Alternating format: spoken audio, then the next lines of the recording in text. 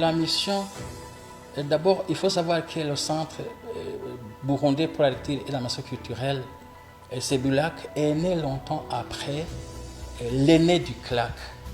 Parce que le premier CLAC est né au Burundi en 1992. Voilà. Alors que le CLAC et plutôt le Sebulac est là depuis 2007. En fait, la mission du Sebulac était d'abord de rassembler tous ces CLAC, de leur donner une même orientation et de les mettre sous le label, disons, d'une même orientation culturelle. C'est ça. Sinon, la mission en soi, c'était de rapprocher, c'était de faire en sorte qu'on n'entendait plus les bienfaits du ministère de la Culture seulement à travers dans les radios ou bien une fois seulement dans les milieux urbains, mais que la population des milieux semi-urbains puisse bénéficier aussi des bienfaits de la culture au sens général du terme, c'est-à-dire la lecture, c'est-à-dire l'animation culturelle tout simplement, qui comprend les jeux de société, les jeux d'autres choses, la musique traditionnelle, mais un peu de musique moderne aussi, parce que, vous savez, nous sommes au carrefour chaud entre la modernité et la tradition. En tout cas, nous ne mettons pas les claques dans un vase clos. Nous permettons aussi cette communication, disons, interculturelle, tout en privilégiant bien sûr ce côté culturel burundais.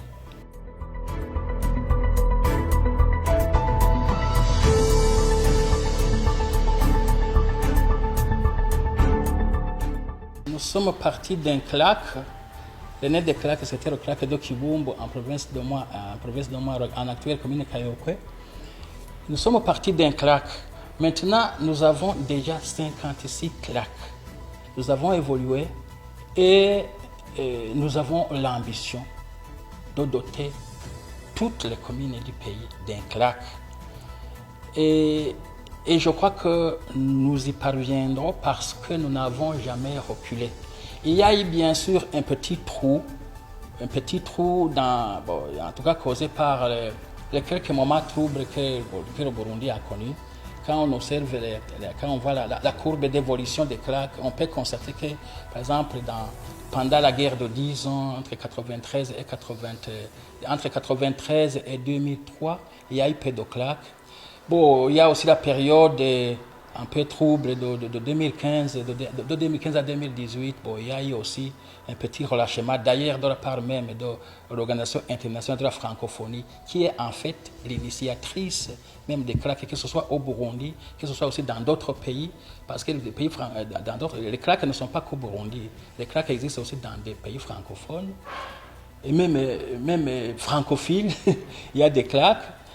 Et donc, à cette période aussi, nous avons connu un petit déclin. Mais de façon générale, la courbe est évolutive. Et nous espérons que ça va continuer comme ça.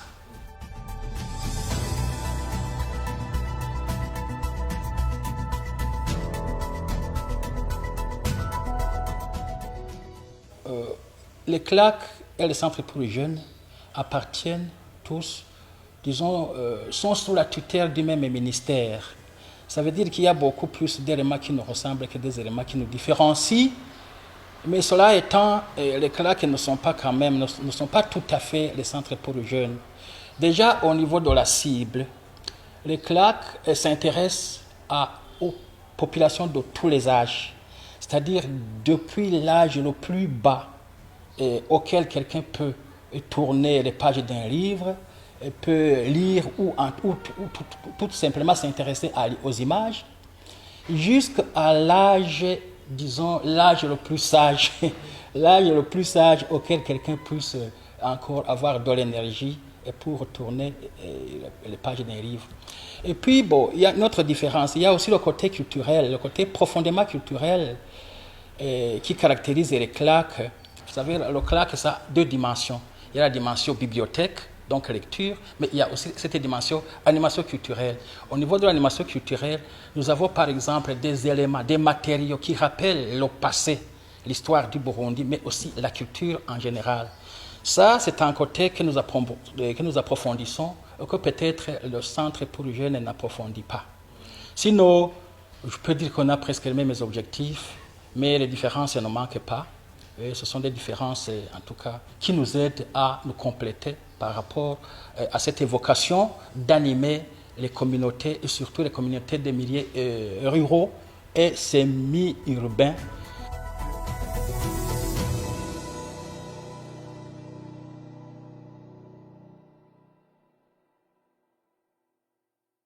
Nous offrons des services qui ont trait aux livres. Et par exemple, dès que nous ouvrons un CLAC dans un milieu donné, nous transportons les livres, nous leur donnons les livres, nous leur donnons le matériel d'animation culturelle de façon, donc une animation de façon diverse. Il y a des jeux de société pour les enfants, il y a normalement, il y a aussi des kits de sonorisation qui peuvent être utiles à la population, aussi bien à la population, disons, qui exploite les CLAC que même à la population environnante. Et nous donnons aussi du travail, parce que dans les CLAC, il y a du personnel. C'est un personnel qui est rémunéré, qui est rémunéré par, disons, par l'argent du contribuable. Donc, c'est déjà grand-chose. Au moins 2 par CLAC, au moins 2. Et puis, au niveau de l'animation culturelle, il y a quelque chose que je pourrais peut-être, que je m'en voudrais de ne pas citer. Il y a cette dimension interconnexion entre les CLAC qui passe par des compétitions culturelles. Nous organisons par exemple des concours de la chanson. Et nous en sommes à la 2e édition, ça c'est nouveau au niveau des CLAC. J'ai initié ça. C'est un concours qui met à lice tous les CLAC. Et les gagnants ne rentrent pas mes bredouilles, mais ils rentrent avec des prix alléchants. Et nous avons constaté que ça les intéresse beaucoup, ça les met encore plus en diapason avec la culture. Et vous savez, il y a des talents qui sont cachés un peu partout. Les CLAC aussi, où ils sont implantés, ont cette mission aussi de détecter tous ces talents.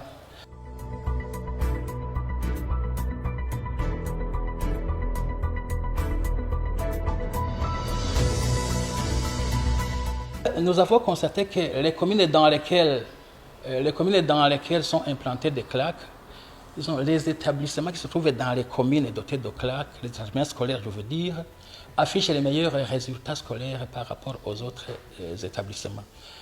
Et nous avons constaté cela on avait vu cela notamment avec la province d'Ongozi qui avait beaucoup plus de CLAC que dans d'autres provinces. Mais actuellement, il y a d'autres provinces aussi qui rivalisent avec Ngozi, notamment Kayanza qui a déjà 5 CLAC. Bon, je crois il y a Gitega qui en a aussi autant.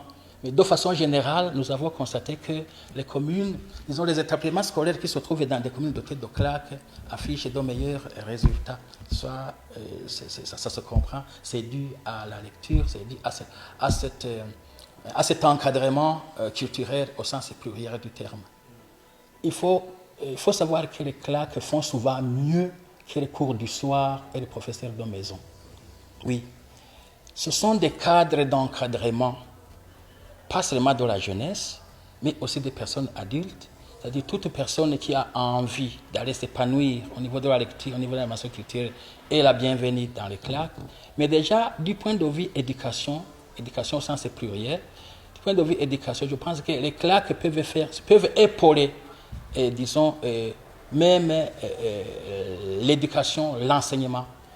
Et parce que vous savez, toutes ces histoires de professeurs d'histoire, de profs de maison, ça n'existe que dans les milieux urbains, presque.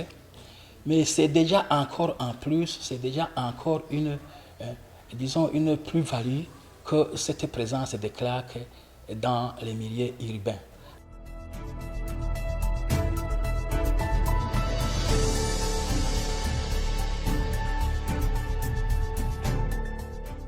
Nous entendons au niveau livre, nous entendons faire du CEBULAC une maison d'édition. Nous entendons, en tout cas, instaurer une maison d'édition. Je ne sais pas comment elle va s'appeler, CEBULAC, maison d'édition. De toute façon, j'ai déjà même mis en place une commission chargée de cela, une commission de 7 personnes au niveau du CEBULAC. Ça aussi, c'est peut-être au niveau des projets. C'est au niveau du projet parce que je n'ai pas encore les fonds.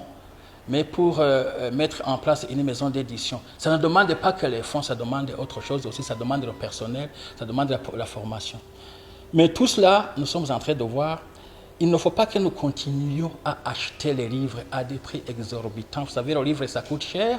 Et surtout, quelle maison d'édition se compte sur les doigts de la main ici au Burundi. Les livres que nous achetons sont des livres qui sont... Moi-même, je me fais éditer à l'étranger, souvent au Canada. Et donc, si nous parvenons à faire du CEBRAC une maison d'édition, nous pensons que nous aurons rendu un grand service, en tout cas, au monde littéraire burundais, d'abord, mais aussi, disons, à la culture en général, à la nation burundaise en général.